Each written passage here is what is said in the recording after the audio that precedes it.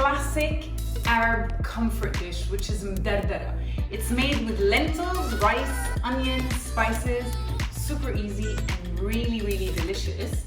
And what we've got here is we have a pot with a little bit of olive oil and a little bit of butter.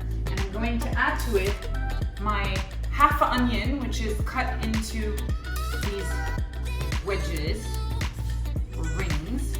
We're going to brown our onion. Generous amount of olive oil and butter. A little bit of salt, a little bit of pepper, and about a teaspoon of sugar. Once these are nice and brown, we're going to put them on a plate. Add the other half of the onion. A little more olive oil.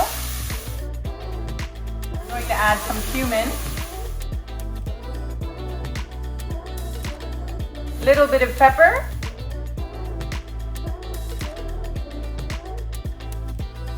I'm using green lentils, but you can use any kind of lentil.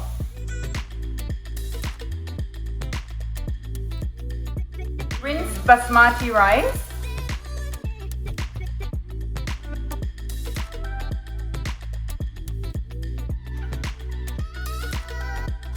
And we're going to add some water.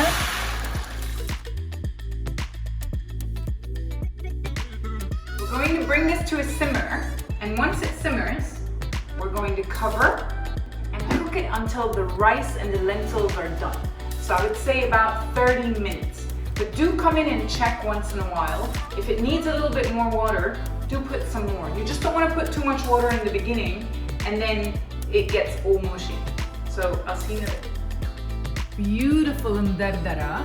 The trick I learned from my mom is you add salt only at the end to lentil dishes. I don't know if it's true, but I've done it all my life.